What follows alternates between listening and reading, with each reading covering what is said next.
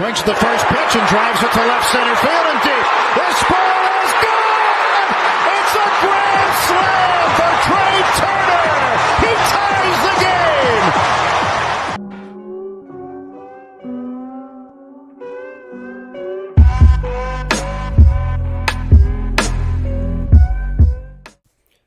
Hey, I know y'all seen that slide, wondering who this man is, slide smoother than parquet. I'm going to tell you who he is in a second, but make sure you subscribe, like the video, click the notification bell so you know every time I drop a video. And let's talk about these Philadelphia Phillies.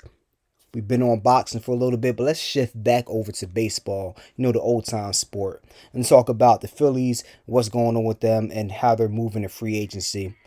And I want y'all to think of one number right now. I know you heard a duck in the background, and I'm telling you, I'm not ducking y'all at all, pun intended, but 71. Think of that number, 71. I'm not talking about when the NASDAQ stock market index opened up for the first time. I'm not talking about Richard Nixon. I'm not a crook when he declared the U.S. war on drugs. No, I'm talking about 71 strikeouts in the World Series, the record that the Philadelphia Phillies set in 2022, which is not a good thing.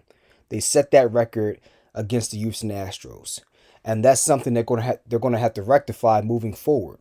So let's talk about what their options are going into free agency in the spring. You have the winter meetings and all that other stuff, and teams are talking, people are talking, and here's some of the rumors that are being thrown around in the baseball world. So as you know, the Philadelphia Phillies president of baseball operations, Dave Dombrowki, he's talking about everything going on in free agency. Currently, the Phillies declined a couple of options. One for Zach Eflin, I think. Another person who's probably not going to come back is Kyle Gibson. And then another person is Gene Segura. They declined his $17 million club option for 2023. And they're taking a $1 million buyout. And everybody is now talking about Trea Turner at shortstop. Ever since that Segura declining of his option happened, they're talking about Trea Turner possibly being linked to the Phillies. So let's look a little bit into Trea Turner right now. The reasons why the Phillies may be interested in him. So let's look at him right now. So this past year, he had a really good year with the Dodgers, but overall he has a 302 lifetime batting average. Batting 300 in Washington before he left for LA, and then he batted 307 after he got traded to the Dodgers. His on-base percentage was 356 with the Nationals and 353 with the Dodgers, right on par with each other. His slugging percentage, how many extra base hits he's getting, doubles, triples, home runs, 486 with Washington, a little slightly above 490 with LA, still right on par. And then his OPS with Washington, the combined statistics of on-base percentage and slugging percentage was 842 with Washington and then 843 with LA. So he's been staying consistent these past, let's say, year and a half with the Dodgers. And then the stolen bases, we all know that he's a burner, which you saw in the opening scene. I mean, the slide was smooth because the guy got wheels. Let's be real. He hits for average and he got wheels. And he's a very, very, very good defensive shortstop. So you look at what's a good on-base percentage. According to Fangraphs.com, shout out to them, on-base percentage so far in 2021, a year earlier in the MLB, was 315. So if you're hitting about 240, which was the average for that year, they would expect you to have a 60-point higher percentage than your batting average. So if you're batting 240, they would expect you to have an on-base percentage of 300 at least, preferably 320 and above if you're really good, in my opinion. And you look all the way back to these years back in the 1990s, mid-1990s and 2000s, 2001, 2, 3, you'd have people hovering around 333 all the way up to 345 for their on-base percentage. So you look at Trea Turner's on-base percentage throughout his career, he's averaging about 354, 355. He is above average no matter what era you put him in. So you really have to take that in perspective and realize he's a very, very good player. He hits for average and he gets on base and he can punish you when he's on the bases. You have to be cognizant anytime he's taken an extra step away from first base because you know the wheels are serious. So you need, in my opinion, you need a guy like that. So if I'm the Phillies, I'm looking at him and saying, boom, that's the guy that we're thinking about now that we declined Segura's option. And not just Trea Turner, but this is the next segment right there. You have a bunch of other guys out there who are top targets, who are including Carlos Correa, formerly of the Houston Astros, Xander Bogaerts from the Red Sox, and Dansby Swanson from the Braves. So you have any one of those four guys you can bring in, and then obviously Bryson Stott will move over to second base from shortstop. So they have a lot of options there.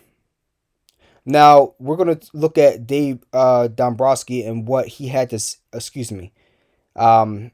Dave Dombrowki, and look what he had to say about free agency when they asked him about this. And according to John Morosi, Trea Turner's relationship with Bryce Harper might be a selling point. So Dombrowki, he said we have complete flexibility to do whatever we like. So that's how I would like to answer that question. We'll see what happens. And then he said Gene did a nice job for us, Gene Segura. We thought the option price was high at $17.1 million. Paraphrasing, it really gives us complete flexibility in what we want to do in the middle infield. We have a young player in Stott, Bryson, that we really like a lot. He can play short or second. We also have a young player in Edmundo Sosa that we like a lot. We feel that even if we didn't sign Gene back and we didn't do anything else, internally we have some answers ourselves, and that's painfully apparent, paraphrasing.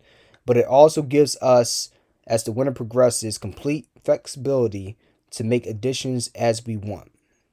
Now, take note, the Phillies had a franchise record payroll in 2022, according to competitive balance tax, exceeding the competitive balance tax for the first time in franchise history. Now you think of like the Yankees and the Dodgers and some of those other big market teams. This is the first time we have stepped over the quote-unquote luxury tax for baseball. So to sign somebody else like Trea Turner is obviously going to push us over that luxury tax again, but we'll see what they want to do, because those fans, they bring in a lot of money, a lot of revenue, so the money is there. So if you're on the doorstep of a World Series, how bad do you want it? How bad do you want it? That's the question. So you look at Trea Turner, and like I said, his relationship with Bryce Harper, because remember, back with the Nationals, they were teammates in 2016-17, if I recall correctly. They played on the same team together. They came up through the farm system together. I didn't hate the Nationals, but I didn't like them necessarily either. They tried to make a rivalry with Steven Strasburg and Scherzer and those guys. All right, cool. I never felt that type of rivalry with them like I felt with the Mets or the Braves. It's just not there. I mean, the Nationals were formerly the Montreal Expos. They're just a team. They're like what the, ironically, they're like what the Washington Commanders are to the Eagles throughout the years. We dislike, at least me, I dislike the Giants. I hate the Cowboys with a passion, but the Commanders, or their former name before that, indifferent to them. Don't care. Don't like them, but I don't hate them either. They're just floating around in space. Same thing with the AFC West for my Raiders. I don't like the Chiefs. I don't like the Broncos, but the Chargers, they never won anything, man.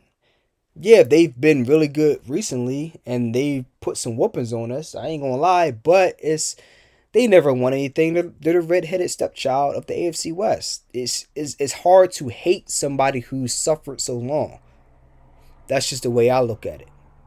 So I look at Trea Turner and Bryce Harper. I never held it against Bryce Harper for being a national, and I don't hold it against Trea Turner for being a national for the longest time either. And it would be dope if they came and had a reunion in Philadelphia and made big things happen. So Morosi is saying the Phillies, for a variety of reasons, a lot of people here at the meetings believe that the Phillies are perhaps the most likely landing spot of all for Trea Turner. His close friendship with Bryce Harper. Trea would love to play with Bryce again. Quote unquote tweet by Rush Joy Broad, November 10th, 2022. So we'll see if this reunion happens. I hope it does. But let me know your thoughts on that. Do you think it's going to happen? Do you think he's going to replace Gene Segura at shortstop and Bryson Stott will move over to second base? What are your thoughts on that? And then lastly, I'm going to go into Bryce Harper, since we're on the subject, and talk about his injury and where he's going to be headed this offseason in terms of surgery, no surgery, da-da-da-da-da. So some reports are coming out that are saying that he may or may not have surgery. Bryce Harper, he had the torn UCL in his right elbow. He got it evaluated recently by, can't pronounce his name, but he got it evaluated by the orthopedist, and the next step could be no surgery. It's probably not going to happen, or most likely Tommy John surgery or something in between.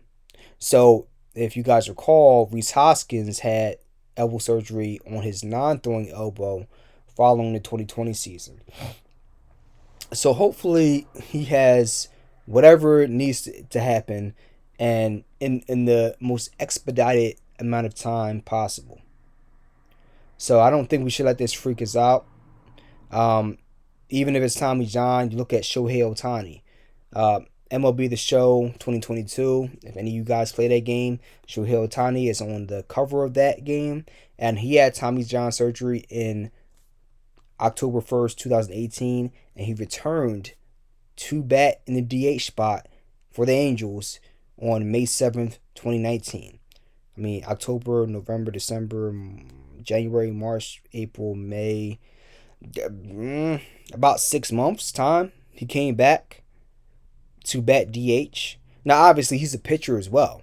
So, I mean, that goes along with it. However, the fact that he was able to bat only 6 months later should tell you a lot.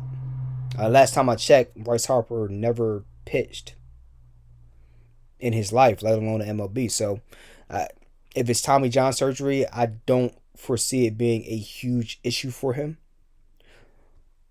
So that's just my thoughts on it. Let me know what you guys think about that. That's it for Phillies talk right now. Let's see what they do with it. And Eagles flying high, still undefeated, coming up with a big win last week.